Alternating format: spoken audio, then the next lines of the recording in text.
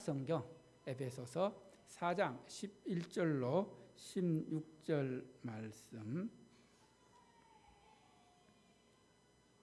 에베소서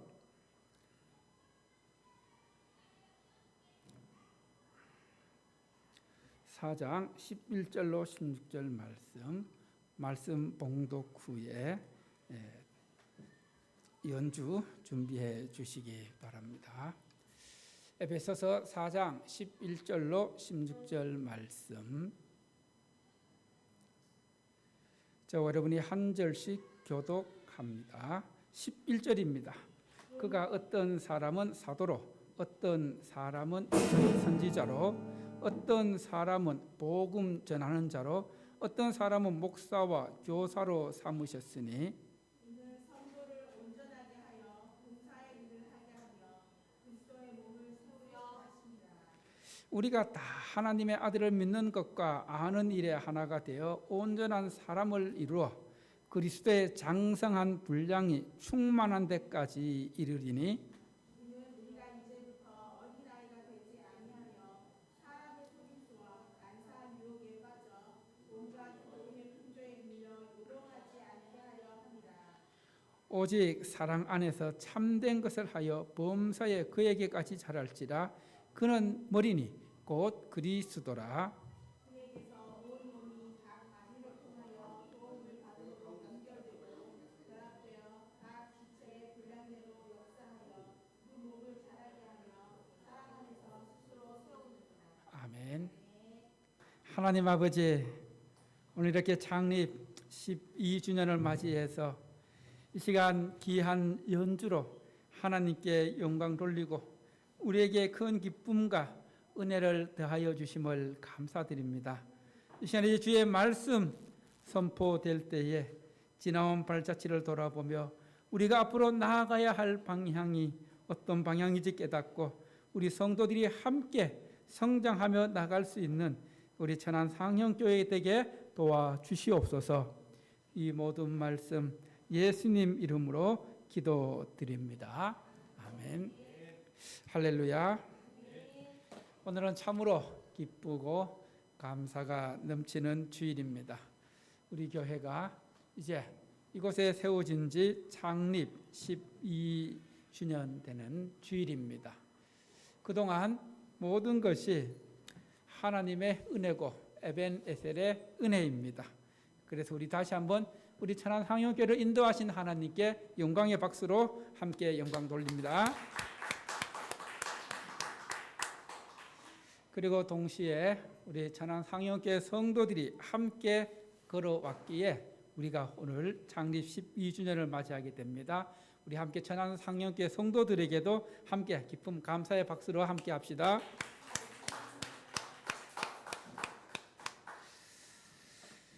오늘 시간은 우리가 창립 12주년을 맞이해서 지난 12년을 돌아보면서 우리가 앞으로 나아가야 할 방향에 대해서 함께 말씀을 나눕니다. 9월 27일 여러분이 아시는 것처럼 제 아들 박종우 전도사님 결혼식이 있어서 이제 제가 주변에 지인들에게 모바일 청첩장을 전하고 또 청첩장을 전해드리면서 듣는 말이 있습니다. 우와, 벌써 그렇게 됐어요? 어린 종우가 커서 결혼할 때가 되었네요.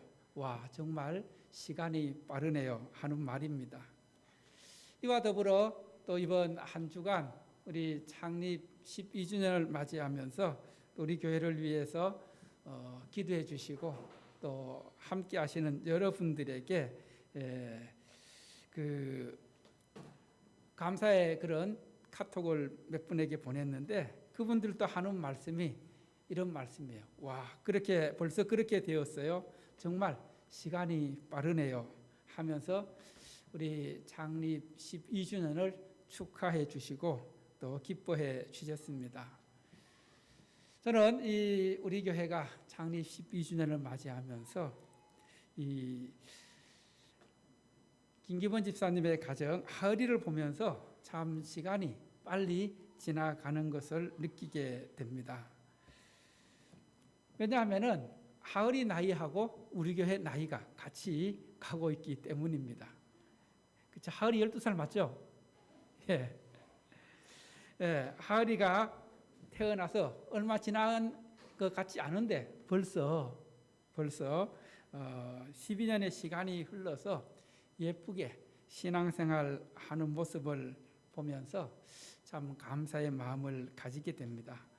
여러분, 이렇게 하을이가 예쁘고 또 신앙생활 잘 할 수 있기까지 지금까지 자라온 것은 하을이의 힘으로 되었을까요?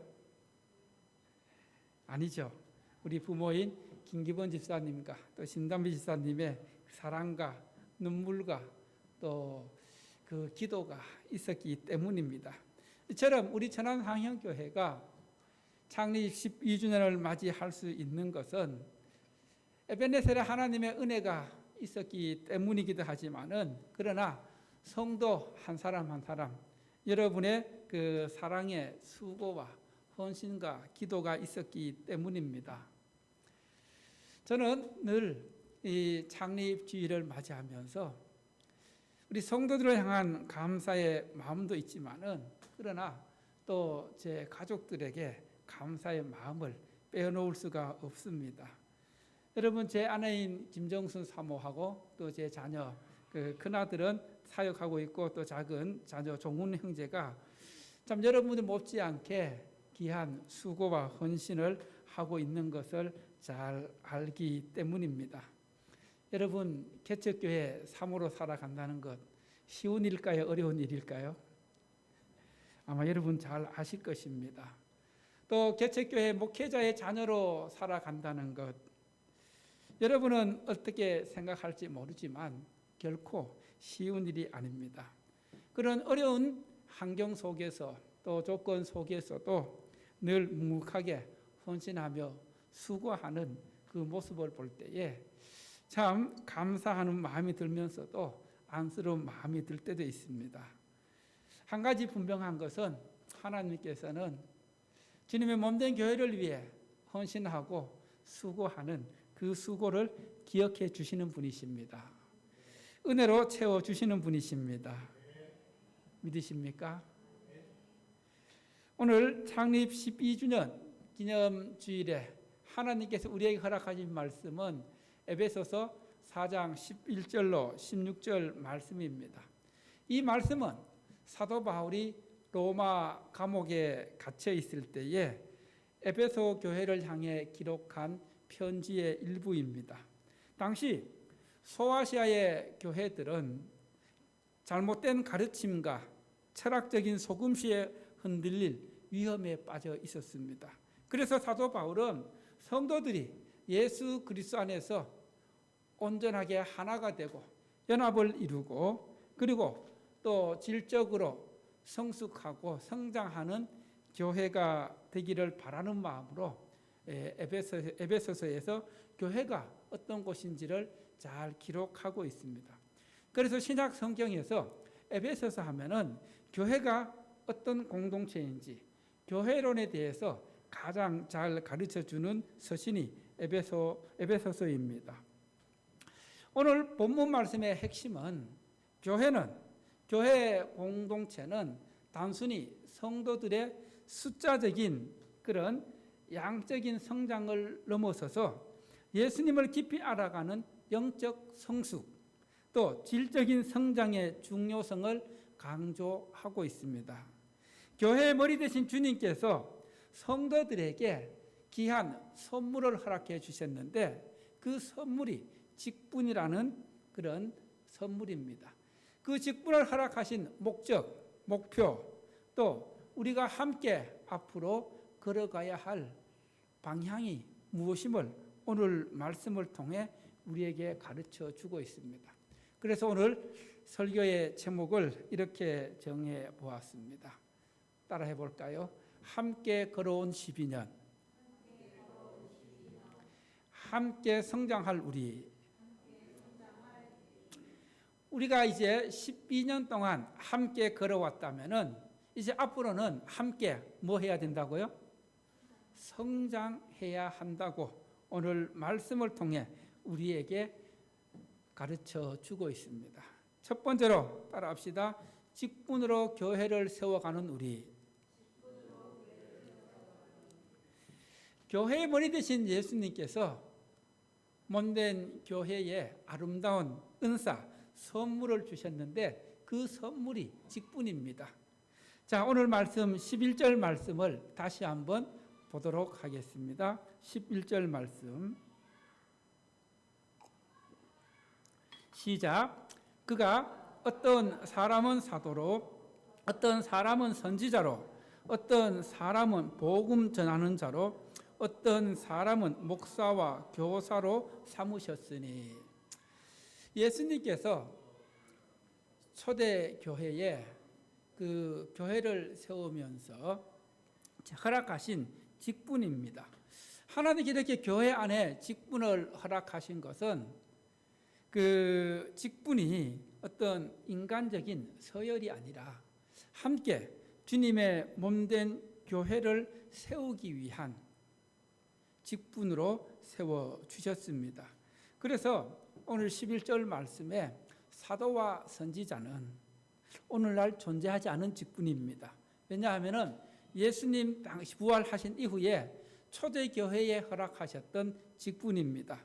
즉 사도들은 예수님의 12제자, 예수님을 직접 예수님의 부활을 목격했던 증인들이었습니다. 그리고 그들에게는 또 큰 은사와 능력이 주어졌습니다. 이 직분은 1세기를 지나면서 사라진 직분들입니다. 그 외에 다른 오늘 말씀에서 복음 전하는 자, 그리고 교사와 목사, 이 직분은 그대로 교회 안에서 존재하고 있습니다. 하나님께서 교회 안에 복음 전하는 자들을 세우신 것은 아직 복음이 알려지지 않고 복음을 들어보지 못한 사람들에게 복음을 전하도록 세워주신 직분입니다. 이 직분은 오늘날까지 교회를 세워가는데 중요한 직분 중에 하나입니다. 여러분, 교회의 존재 목적이 무엇입니까? 교회는 따라합시다. 영혼을 구원하고 하나님 나라를 세워가는 것이 교회의 목적이다. 영혼을 구원하기 위해서는 뭘 전해야 돼요? 복음을 전해야 합니다. 그래서 복음 전하는 것, 전도하는 것이 교회의 본질이고 사명입니다. 여러분, 요즘 시대 가만히 교회를 지어놓고 기다리면 성도들이 오는 시대는 아닙니다.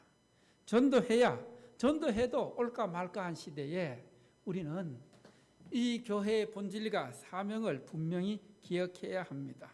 왜냐하면은 요즘 시대를 살아가는 사람들 복음에 대해 목말라 하지 않습니다.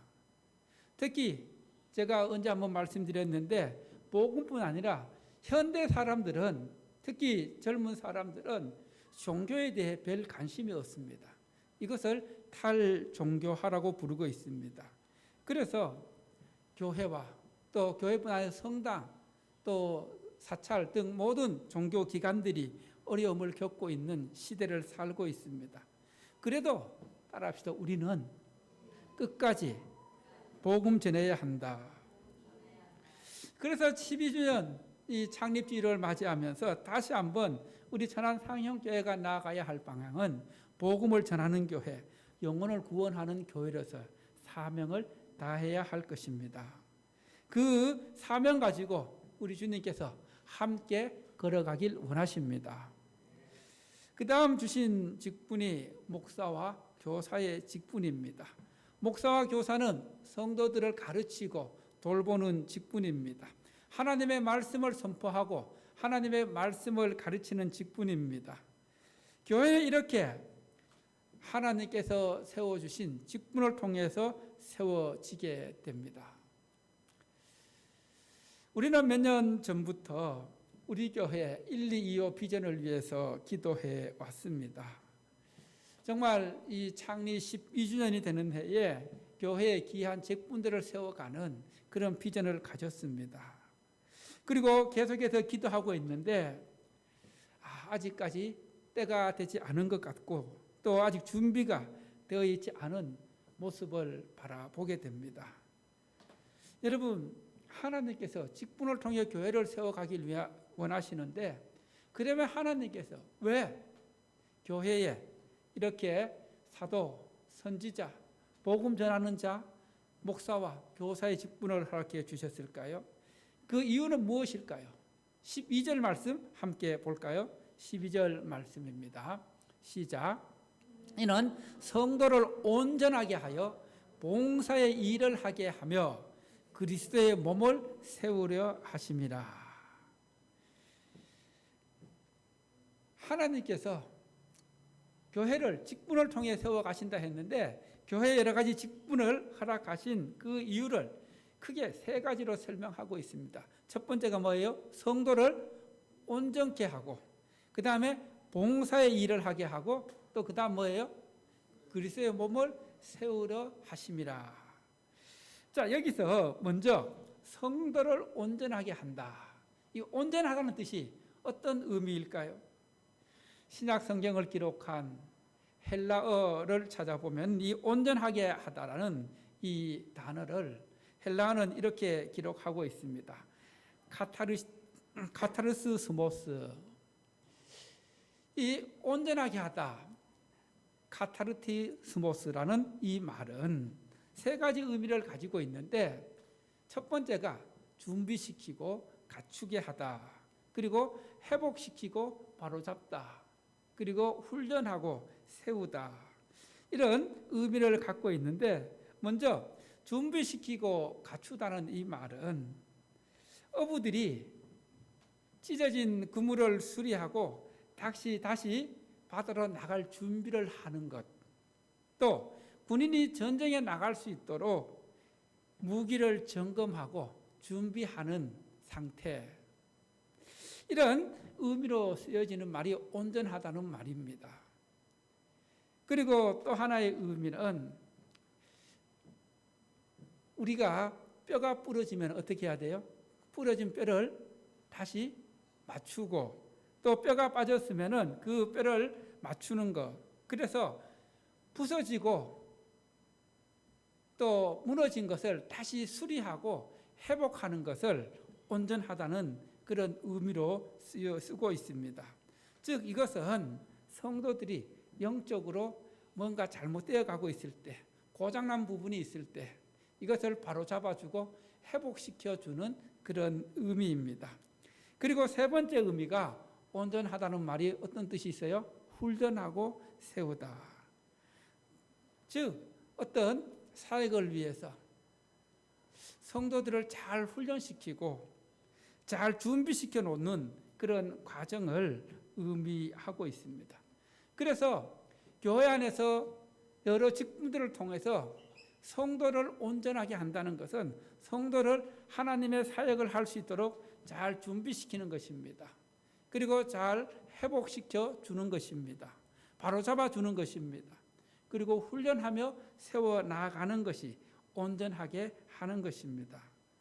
이것은 이렇게 준비되었을 때에 바로 하나님의 그 일을 할 수 있기 때문입니다. 그래서 성도를 온전케 하며, 그 다음 뭐예요? 뭘 하기 위해서? 봉사의 일을 하기 위해서. 여러분, 교회가 건강한 공동체가 되기 위해서는 성도들이 움직이는 교회입니다. 한번 생각해 보세요. 경기장에서 경기를 뛰는 사람은 코치, 감독입니까? 선수입니까? 예? 선수들입니다. 아무리 훌륭한 코치와 감독이라 할지라도 선수들이 제대로 준비되어 있지 않고 또 뛰지 않으면은 그 팀은 좋은 팀이라 할 수가 없습니다. 교회도 마찬가지입니다. 성도들이 서로 봉사의 일을 하고 섬기고 헌신하는 그 공동체가 건강한 공동체입니다. 성도들이 교회에 와서 그저 수동적으로 뒷짐지고 구경꾼이 되는 것은 건강한 교회가 아니라는 것입니다. 그래서 오늘 말씀은 성도들이 교회 안에서 잘 준비되어지고 잘 회복되어지고 그리고 잘 훈련받아서 자신의 재능과 은사를 가지고 주님의 몸을 세워가는 것이 건강한 교회라고 우리에게 말씀하고 있습니다. 이렇게 성도들이 온전하고 그리고 봉사의 일 헌신하고 섬기는 가운데 그 섬김의 목적이 또 봉사 일을 하는 목적은 무엇입니까? 그것은 바로 그리스도의 몸을 세우게 하심이라고 말씀하고 있습니다. 이제 저와 여러분이 함께 12년을 걸어왔다면 앞으로 나아가야 할 방향은 말씀으로 잘 준비되어지고 말씀으로 잘 훈련받고 그리고 또 말씀으로 잘 회복되어서 하나님께서 우리 교회 주신 비전과 사명 붙잡고 나아갈 때에 하나님께서는 우리 교회를 성장하게 하실 것입니다.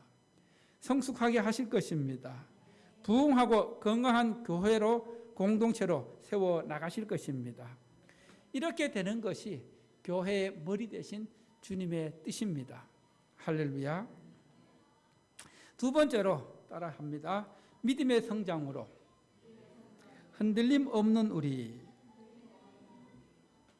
창립 12주년을 맞이하면서 우리 함께 걸어나야 할 길은 이제 믿음의 성장으로 흔들림 없이 신앙생활 해 나가는 것입니다.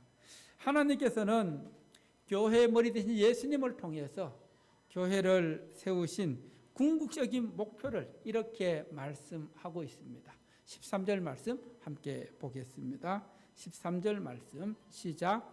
우리가 다 하나님의 아들을 믿는 것과 아는 일에 하나가 되어 온전한 사람을 이루어 그리스도의 장성한 분량이 충만한 데까지 이르리니.